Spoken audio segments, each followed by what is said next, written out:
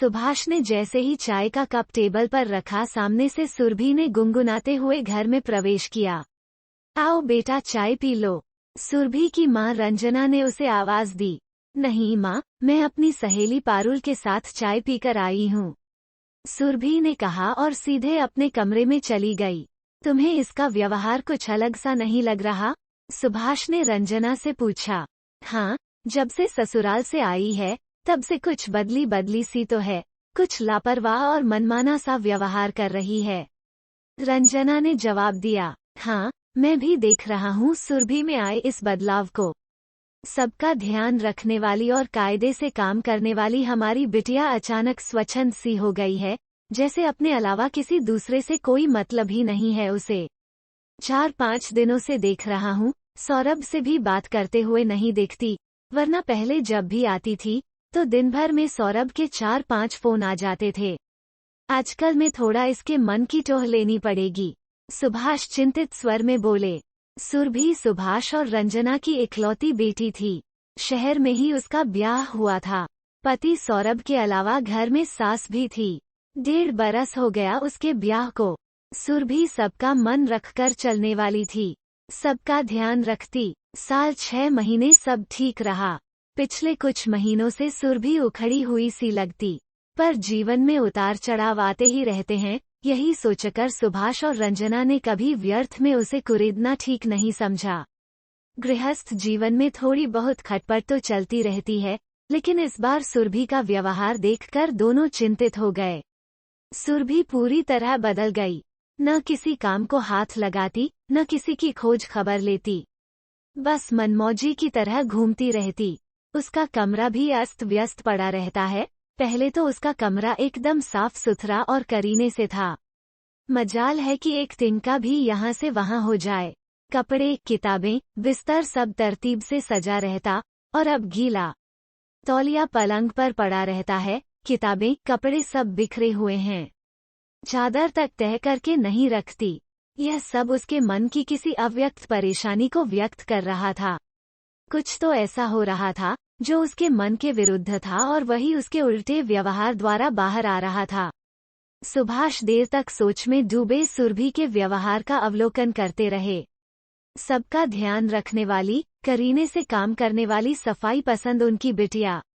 सुरभि को कभी कुछ विशेष सिखाने की आवश्यकता नहीं पड़ी।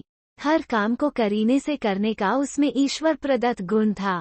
किसी भी काम को वो एकदम परफेक्ट ढंग से करती थी। काम में जरा भी इधर उधर या लापरवाही उससे बर्दाश्त नहीं होती थी। कई बार तो वो अपनी माँ के काम में भी कमियां ढूंढ लेती थी। तब रंजना हंसकर कहती, हाँ गुरु गुड़ रह गया और चेला शक्कर हो गया। अब उसी सुरभि का काम के प्रति ऐसा लापरवाह रवैया, जरूर कोई बात है। दूसरे दिन शाम को सुभाष सुरभि को अपने साथ सैर पर ले गए। थोड़ी देर टहलने के बाद वो दोनों एक पार्क में जाकर बेंच पर बैठ गए। आसपास बहुत से लोग टहल रहे थे। पेड़ों पर पक्षी अपने अपने घरों में वापस आकर एक आनंदपूर्ण कलरव कर रहे थे। उन पक्षियों का आनंद देखकर सुभाष के कलेजे में एक टीस उठी। विवाह के बाद बेटियां अपनी गृहस्थी में ही अच्छी लगती हैं। यूं तो पिता का घर भी बेटियों का ही होता है, और सुरभि तो यूं भी उनकी इकलौती बेटी है। उनके घर के द्वार हमेशा उसके लिए खुले हैं, लेकिन बेटियों के जीवन का सुख, सच्चा संतोष और आनंद उनके अपने घरों में ही होता है। अपने घोंसलों से भटकने पर वे चिड़ियों की तरह हैरान, परेशान और घबराई हुई हो जाती हैं। सुरभि के चेहरे पर भी उसके अंतर्मन की अपने घोंसले से दूर होने की बेचैनी और पीड़ा, छटपटाहट साफ दिखाई दे रही थी।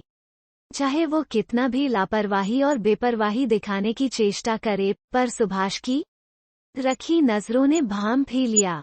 थोड़ी देर इधर उधर की बातें करके सुभाष के सामने खुलने लगी। कोई 1 घंटा तक सुरभि बोलती रही।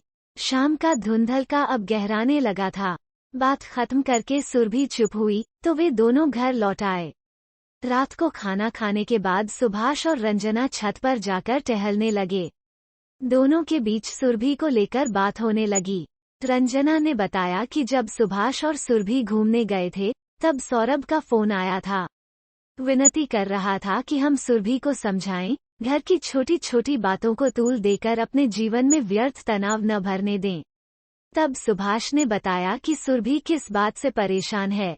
दरअसल परेशानी सुरभि और उसकी सास के बीच में है।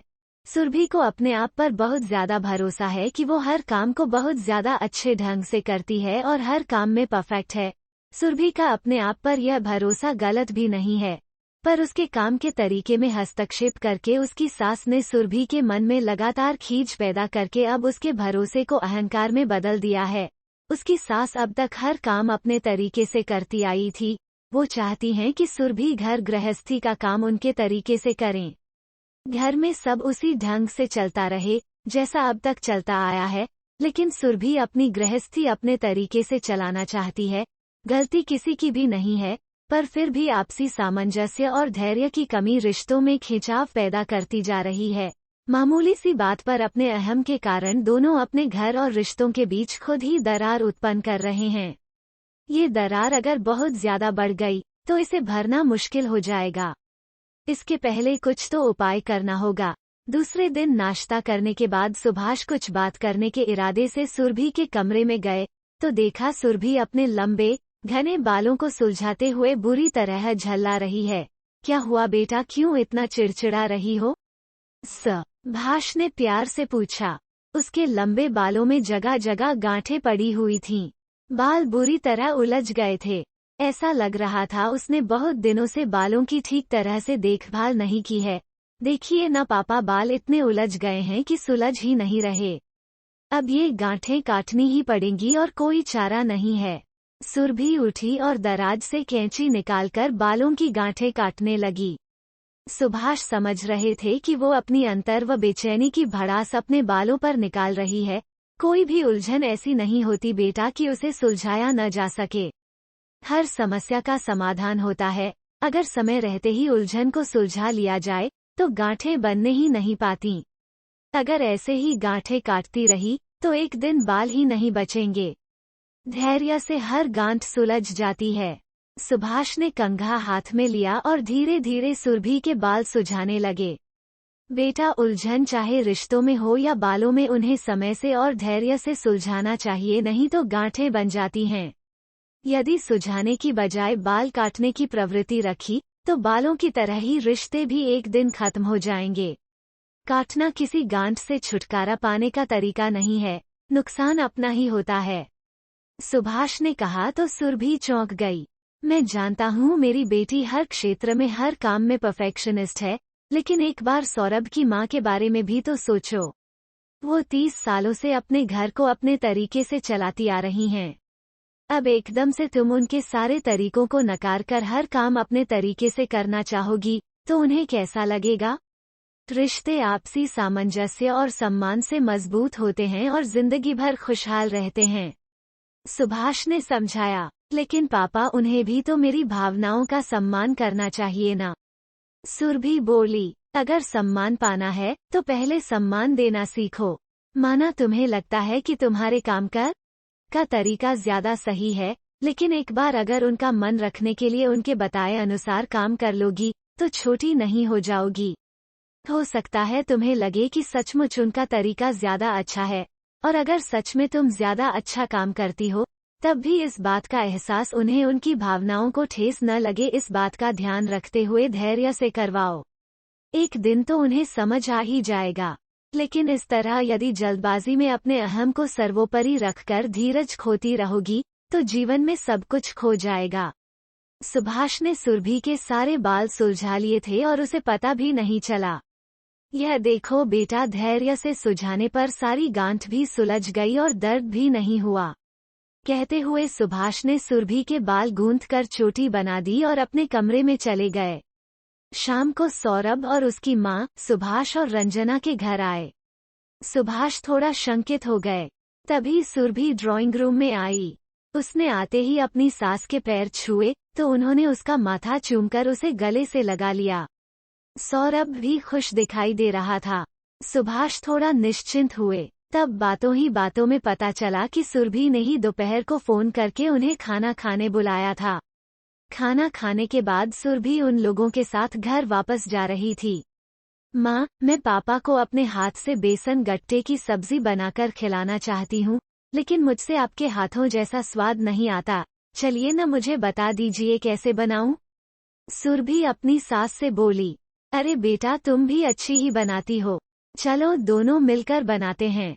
सास प्रसन्न होकर बोली और खुश होकर सुरभि के साथ रसोई घर में चली गई। रंजना ने सुभाष की ओर देखा और दोनों मुस्कुरा दिए। दोनों सौरभ से बातें करने लगे। रात का खाना सब लोगों ने साथ बैठकर आनंद से हंसते खेलते खाया। रात जब सुरभि घर जाने लगी तो धीरे से सुभाष के सीने पर सिर रखकर बोली, थैंक्स पा। आपने जो जीवन मंत्र मुझे दिया है उसे मैं हमेशा याद रखूंगी। अब मैं कभी भी अपने रिश्तों में गांठ नहीं पड़ने दूंगी। सुभाष ने उसके सिर पर हाथ फेरकर उसे भविष्य के लिए शुभकामनाएं दी। अब उनकी बेटी समय रहते ही उलझने सुलझाने का महत्व समझ गई थी।